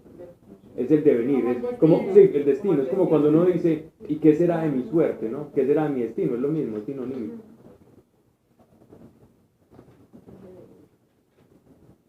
Pero ahí el contratiempo es Para los judíos no había suerte, la suerte para el judío no existía. El concepto de suerte en los judíos no existe. Pero todavía. Todavía es que las cosas para el judío no pasan porque sí. Ellos tienen unos manuales, estaba leyendo una vez un manual de un rabino contemporáneo, es un libro que es obligado para todo aquel que se quiera convertir al judaísmo, que explican por qué te levantás con el pie izquierdo, por qué te levantás con el pie derecho, por qué cuando estornudas qué es lo que te está pasando, todo. Es decir, Pero es que si haces esto, te pasa esto. sí, para ellos todo es una cadena consecuente. ¿Cierto? Nada pasa porque sí. Entonces, la suerte para ellos no existe. Suerte, ridículo. De hecho, Jesús decía, no cae la hoja de un árbol. Jesús, Sin que Dios lo permita. exactamente, Jesús nos da a entender también, nada pasa porque sí, nada está como al azar. El azar no existe en este mundo. Así usted llegue y diga, ¿cómo así que no, Pablo? Entonces, vea, allá en la Universidad de Antioquia, en el museo de física tienen algo que se llama el péndulo caótico y uno matemáticamente no puede predecir hacia dónde va a ondular el péndulo. Entonces si existe el caos, entonces no hay nada predecible. Pues no podrás vos con tus matemáticas, pero alguien que conoce el futuro ya va a saber dónde va a ondular todo porque está en un eterno presente. Entonces no te la vas a escapar con tus pequeñas leyes. Nosotros regidos con unas leyes no nos le vamos a escapar al que las creó. ¿Cierto? Bueno. porque el hombre tampoco conoce su tiempo, como Sí. los peces que son atrapados en la mala red, como los pájaros que quedan presos en la trampa. Así son atrapados los hijos del hombre en el tiempo malo, cuando éste cae de repente sobre ellos. O sea, la enfermedad, ¿cierto? Ni aun su hora conoce el hombre, como pez escogido en una mala red y como pájaro que se enreda en el lazo. Así se enredan los hijos de los hombres en el mal tiempo, cuando el improviso los coge. Digamos. También he visto esta sabiduría debajo del sol, la cual me parece grandiosa. Miren esto. Había una ciudad pequeña con pocos hombres en ella, y con ella vino un gran rey, y la rodeó edificando contra ella grandes torres de acero. Y se encontraba en ella un hombre pobre pero sabio, el cual con su sabiduría libró a la ciudad, pero nadie se acordaba de aquel hombre pobre. Entonces dijo, mejor es la sabiduría que la fuerza, aunque el conocimiento del pobre sea menospreciado y sus palabras no sean escuchadas. Las palabras del sabio, oídas con sosiego, son mejores que el grito del que gobierna entre los necios. Mejor es la sabiduría que las armas de guerra, pero un solo pecador destruye mucho bien. Veremos que Salomón hable solito, para yo no intervenir ahí en lo que cada uno entendió. Las moscas muertas hacen heder el frasco del fino perfume del perfumista. Ya estamos en capítulo 10. Capítulo 10. Vamos a ver vamos a leer sin que yo intervenga, para que cada uno, porque aquí lo que él está dando es consejos consejos sapienciales, ¿no? Está dando ya como consejos de sabiduría. Esto es sabiduría pura hablando, qué es mejor, qué nos conviene y qué no aplicar prácticamente. Esto ya parece mucho como proverbios, ¿no? Total. Sí. Entonces vamos a dejar que Salomón hable por sí mismo y si hay algo en lo que pueda intervenir y que haya que hacer salveas, la hago. Si no, digamos. Las moscas muertas hacen el casco al fino perfume del perfumista. Así afecta un poco de necedad a la sabiduría y a la honra. El corazón del sabio se inclina a su derecha, pero el corazón del necio a su izquierda. Aunque cuando el insensato anda en el camino, le falta entendimiento y a todos hacer saber que es insensato. Si el ánimo del gobernante se excita contra ti, no abandones tu puesto, porque la serenidad apacigua grandes ofensas. Hay un mal que no cerrado bajo el sol, como el error que proviene de un gobernante. El insensato es colocado en grandes alturas, y los ricos habitan en posición humilde. He visto siervos a caballo y a príncipes andando a pie como siervos. El que cava un hoyo caerá en él, y el que rompa el cerco le morderá una serpiente. El que corta piedras se lastimará con ellas, y el que parte leña corre peligro con ella. Si se embota el hacha y no es afinada, hay que añadir más esfuerzo, pero es más ventajoso aplicar la sabiduría. Si la serpiente muerde antes de ser encantada, de nada sirve el encantador. Las palabras de la boca del sabio son agradables, pero los labios del necio causan su propia ruina. El comienzo de la palabra de su boca es necedad, y el fin de su hablar es la locura nociva. El insensato multiplica las palabras, aunque el hombre no sabe lo que ha de suceder, y lo que habrá de ser después de él, ¿quién se lo declarará? El duro trabajo fatiga al necio, de manera que él ni siquiera sabe cómo ir a la ciudad. Hay de ti, oh tierra, cuando tu rey es un muchacho y tus príncipes se festejan de mañana. Bienaventurada tú, oh tierra, cuando tu rey es un hijo de nobles y tus príncipes comen a su hora, para reponer sus fuerzas y no para embriagarse. Por la pereza se hunde el techo, y por la flojedad de la mano tiene goteras de la casa. Tiene goteras en la casa. ¡Ay, ese es el mono! Miren esto. ¿Mono? Sí, el de la historia de hace 8 días. No, María, claro. Es verdad, yo me cansé. En eso fue cuando yo pensé. Miren esto. Yo, claro, Voy a resaltar esto. Por la negligencia se cae la techumbre y por la pereza se dan goteras en la casa. La pereza. Es que me acuerdo una vez en misa, el padre Perú justo decía eso. La Biblia dice, el perezoso se le va a caer su casa, porque Claro. Dios no ama al perezoso. A Dios no le gusta la pereza. El perezoso se va a caer en casa, sin techo. Esta expresión goteras en la casa se puede traspolar a nuestra vida, ¿no? A goteras en nuestra vida, no necesariamente tiene que ser la casa, porque un perezoso puede crear una casa muy bonita que nunca se le va a llenar de goteras. Pero su vida va a estar llena de huecos, va a estar llena de cosas, de insatisfacciones. La pereza es una ilusión muy, muy maluca, porque es la ilusión de que voy a pasar bueno sabiendo a futuro que voy a estar maluco. Entonces, hay una cosa muy maluca dentro de la pereza, y es que uno sabe que la va a pasar mal y sin embargo se deleita en un ratico. Por lo tanto, el corazón del perezoso se termina volviendo un corazón ansioso. No hay perezoso que no sea ansioso. No hay Como cuando perezoso que uno no se sea ansioso. levanta tarde y se siente culpable. Sí, exacto. Es como cuando uno sabía que tenía que preparar un examen y no lo hizo por pereza, o por ver Teletubbies, o por ver qué sé yo.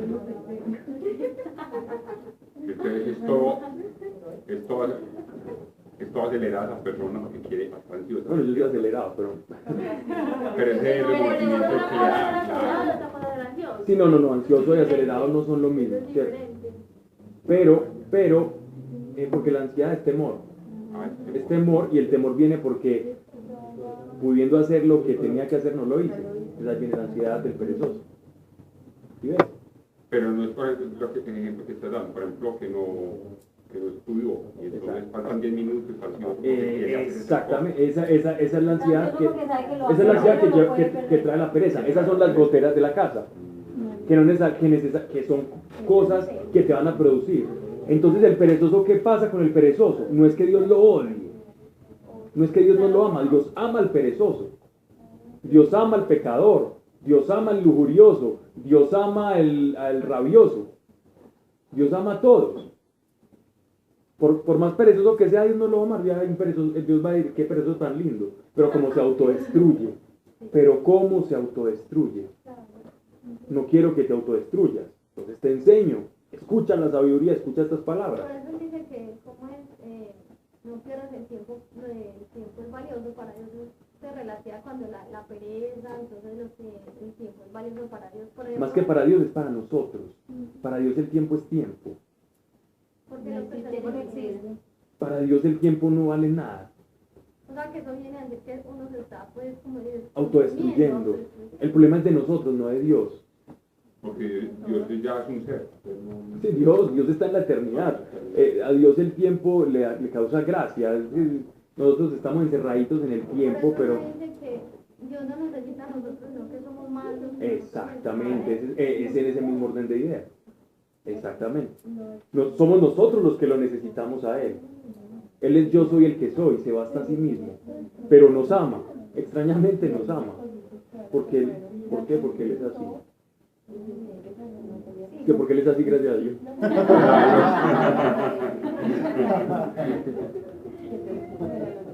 Sigo. Faltan 3 minutos antes de que Sarita, que es el relojito suizo por antonomasia. Aparte solamente hay 2 versículos.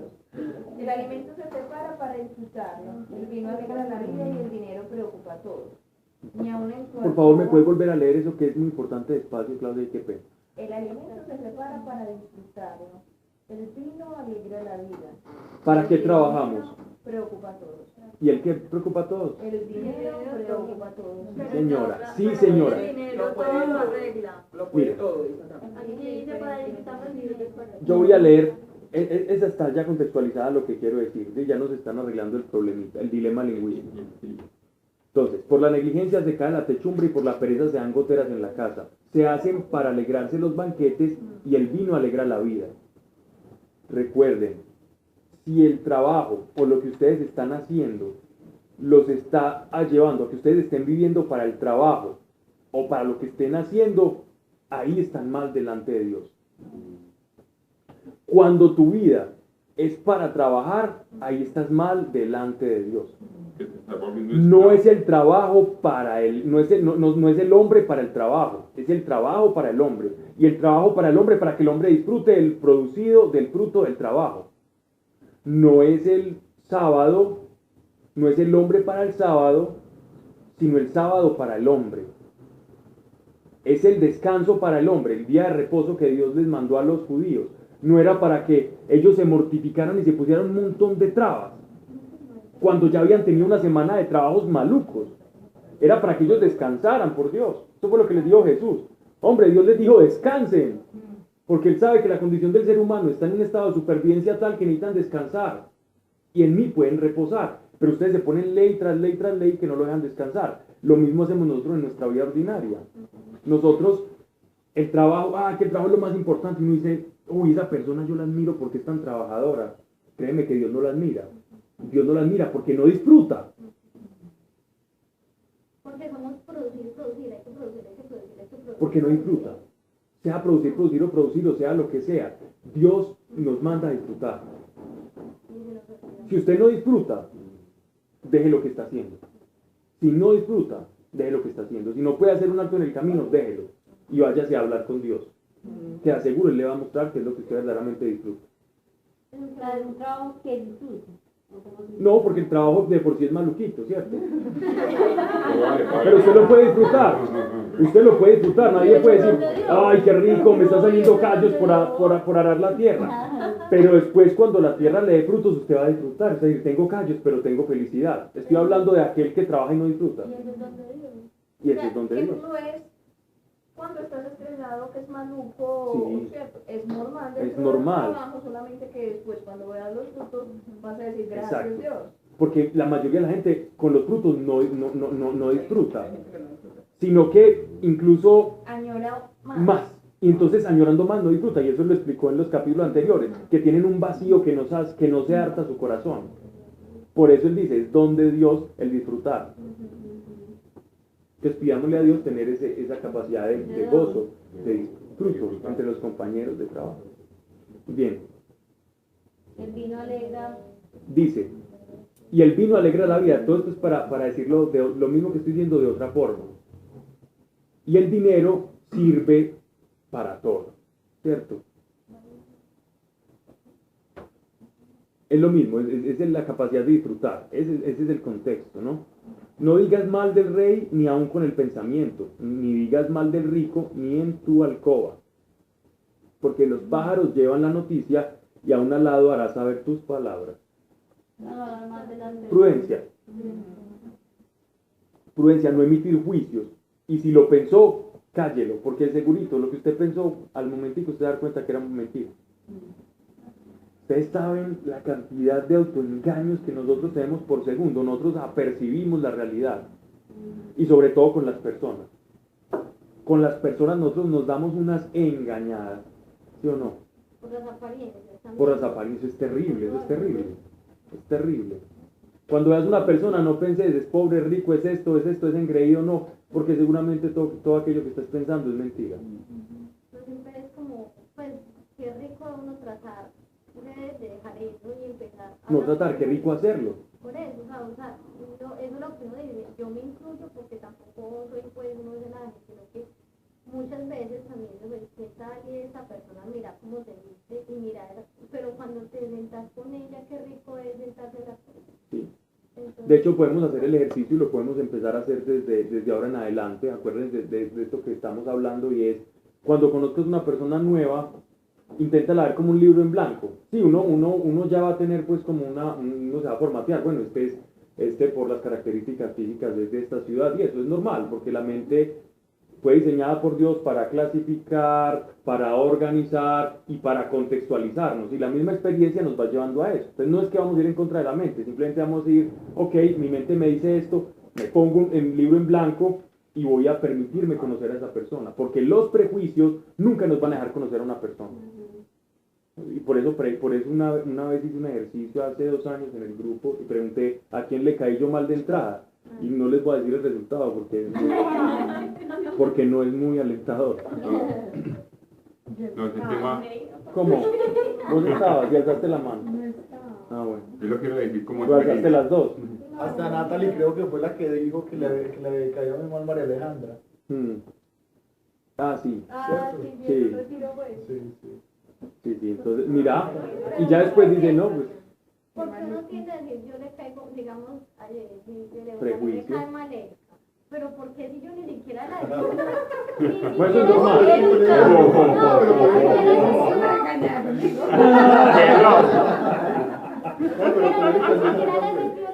ni siquiera le dio quién es ella, ni Y ya te siquiera cae sé mal. quién es. Eso pasa mucho. Sí. Bueno, con Erika a veces, pues, uno entiende. Para un ejemplo.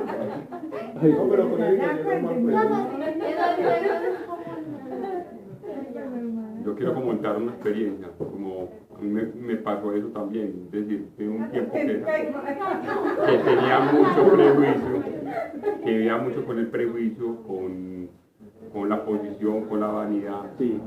Y aquí llevamos que empezar a conocer a Dios, y mi familia que es un poquito como más acercada, menos, pues como sesgada, o sea, las personas, he empezado a disfrutar mucho eso. Claro.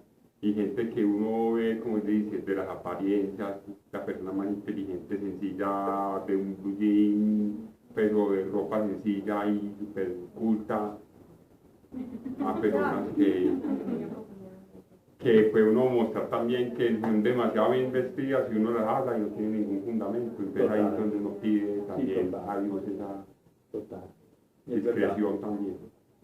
Si nosotros pudiéramos tener yo creo que de lo que nosotros nos deberíamos de alegrar de verdad, y nuestra capacidad de admiración debería estar inclinada hacia la capacidad de amar. Y lastimosamente no es así. Nosotros no admiramos al que tenga capacidad de amar, nosotros admiramos a cualquier peleo. O a cualquier cosa, o el que tenga cualquier cosa. ¿Cierto? Pero la capacidad de amar es nuestra medida. ¿Qué pasó? Que, espérate, yo traduzco. Dani necesita el wifi. Traducción Ya no lo está correcta. conectando. ¿Cierto o falso? Vea. Percibió la realidad. No, Tenía una comunicación Entonces, mire, no digas mal de Rey, ni aun con el pensamiento, no digas mal de Rico ni en tu alcoba, porque los pájaros llevan la noticia y un alado hará saber tus palabras. ¿Cierto? Entonces, no tengamos un juicio, que eso no es sabio, eso es de necios. De necios es prejuzgar. Nosotros tenemos tendencias muy necias, entonces andamos prejuzgando y cuando nos conocemos ya decimos, y uno vuelve y uno otra vez dele y dele y dele y dele. El problema es cuando uno comprueba. Es un círculo Yo les dije, yo les dije. Sí, también puede pasar que lo que tú veas en un momento efectivamente es. O hay clichés, entonces uno ve un tipo antes de una camioneta todo embambado así, ¿no? Y, No, pero muchas veces permite eso para formarle y es un cantante de vallenato y no era un traquero. No, mentira. Era Piper bueno. Un cantante de vallenato, María. Pero muchas veces uno no sabe como terminar de la persona, pero se siente como que se da la cabeza con el Sí, también, o puede haber un diferimiento, pero por lo que te está viendo acá es no lo hables, no lo digas, cállatelo, seamos prudentes. Sea que el prejuicio se convirtió en un juicio valedero, ese no es el problema es no tener el prejuicio. no digas. No, dice, por ejemplo, qué pena, a mí nada me pasó, pero en el grupo iba una persona, a mí no me entraba ni cinco. Echala al agua. Dios, no, y eso es difícil, porque por lo general me cae todo el mundo como que bien. Pero madre, No, y hasta que lo invitó, y hasta que lo invitó. no, y ya Dios me tiene subiendo todos los lunes a la ceja con él, mentiras, claro. No le caigo mal a nadie. Hagámosle ejercicio. No, pero que quiero todo el mundo. Así, amor. Entonces yo digo, madre, y Dios me tenía, acérquese a ella, hable con ella. Ella. Ella, pero entonces, y entonces yo digo, bueno, Dios no va a formar el carácter acá, y luego me di cuenta que era la persona físicamente se me parecía una tía con la que yo tenía mucho problema. O habla como tal, Exacto, tiene la actitud sí. de tal. Y entonces y era como fuertecita de carácter, pero entonces ya luego empecé yo a tratar con ella y Dios ya de un momento a otro me caía lo más de bien. Y ya las cosas. Conmigo para la cena. Y tu tía ya te empezó a caer. Sí, mi tía ya me empezó a caer bien. No me caía bien, sino que chocábamos mucho. Pero ya a raíz de eso, como que me fue más fácil acercarme. ¿Quién? Ya a raíz de eso me fue como más fácil acercarme. Ese se parece a tu hermano. No sé quién es la otra persona, Pero ella también es la tía. Busque quién se parece. Vamos a una fotografía. Ok. Traigo el álbum, ¿o qué? Un álbum de Jet. Se pasó. Ay, sí, prácticamente la pobre tía. La señora del director de la rueda pasada.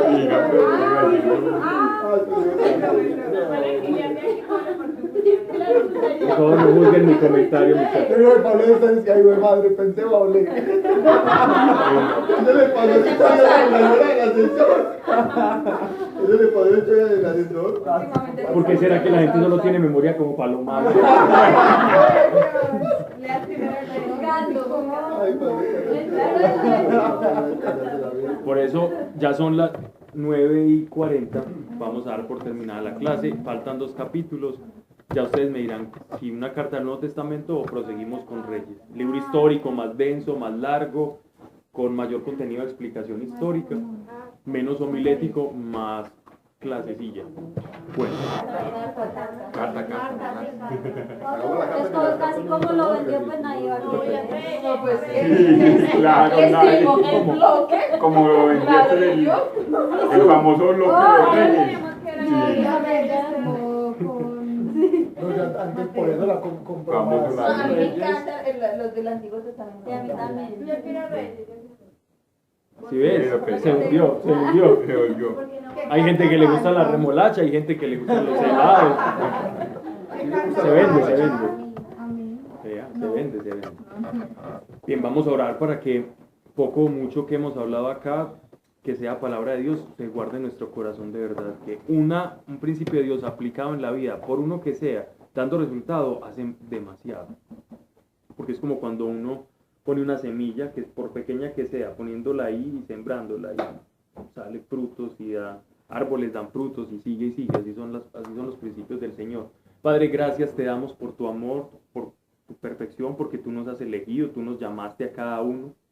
No hay ninguno acá, Señor, que se haya escogido a sí mismo y haya dicho, ay, yo quiero creer y entonces comienzo a experimentar.